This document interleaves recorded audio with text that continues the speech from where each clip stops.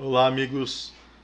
No Minuto Penal anterior, nós falamos sobre o Tribunal de Júri, especialmente sobre a prisão automática em decorrência de condenação pelo Tribunal do Júri. Hoje, no Minuto Penal de hoje, nós vamos continuar falando sobre o Tribunal do Júri, mas sobre a sentença de pronúncia, especialmente sobre a expressão em latim de efeito denominada indubio pro società. É muito utilizada na sentença de pronúncia.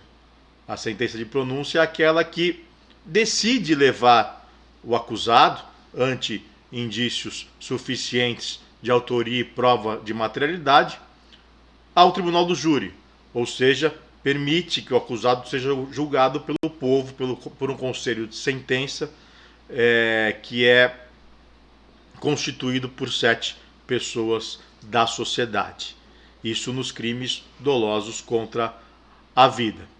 No entanto, é muito comum os magistrados se utilizarem desse princípio inventado, porque não tem guarida no ordenamento jurídico brasileiro. Isso mesmo, não se encontra previsão, seja legal, seja constitucional, do indubio pro società no ordenamento jurídico nacional.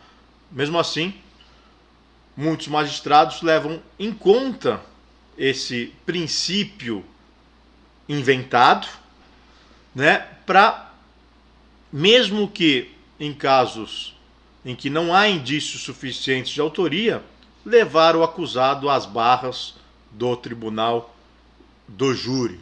Ora, senhores, o tribunal do júri é uma garantia constitucional prevista no artigo 5º da Constituição Federal. E como garantia constitucional, deve ser encarado como um direito do acusado de somente ser condenado nos crimes dolosos contra a vida pelo povo, pelo conselho de sentença. No entanto, o magistrado não só pode, como deve absolver ou impronunciar o acusado quando, por exemplo, não há indícios suficientes de autoria. Mas, ao contrário, muitos magistrados, na dúvida, acabam levando a decisão a plenário, sob o argumento de que o plenário do júri é soberano. É soberano para condenar. Então, nos casos em que o juiz condenaria, ele não pode condenar, ele deve levar ao tribunal do júri, somente o tribunal do júri pode condenar. No entanto, nos casos em que o juiz absolveria no processo comum, ele deve, da mesma forma, impronunciar o acusado, não permitindo que vá a júri. Por quê? Porque o que é uma garantia constitucional acaba se tornando um ônus, já que não há indícios suficientes de autoria, portanto, não poderia sequer ser julgado pelo tribunal do povo. Isso ocorre muito em sentenças de pronúncia, em magistrados que utilizam do indubio pro società, frase em latim, expressão em latim de efeito, que não tem guarida no ordenamento jurídico brasileiro, e para tanto vale rever a decisão da segunda turma do Supremo Tribunal Federal, de lavra do ministro Gilmar Mendes, que está aí na tela. Vejam os senhores, recurso extraordinário com agravo 1067392 do Ceará. Vejam os senhores, item 4. Inadmissibilidade indubio pro società. Além de não possuir amparo normativo, tal preceito ocasiona equívocos e desfoca o critério sobre o estándar probatório necessário para a pronúncia.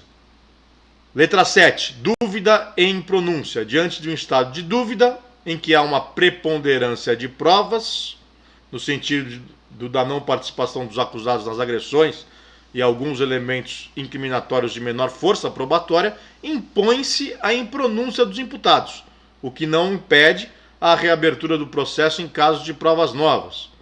Primazia da presunção de inocência. Vejam, item 8, função da pronúncia. A primeira fase do procedimento do júri consolida um filtro processual que busca impedir o envio de casos sem um lastro probatório mínimo da acusação, de modo a se limitar o poder punitivo estatal em respeito aos direitos fundamentais. Então, vejam, senhores, que a garantia constitucional do tribunal de júri consiste em permitir que apenas o povo, apenas a sociedade, condene alguém acusado da prática de um crime doloso contra a vida.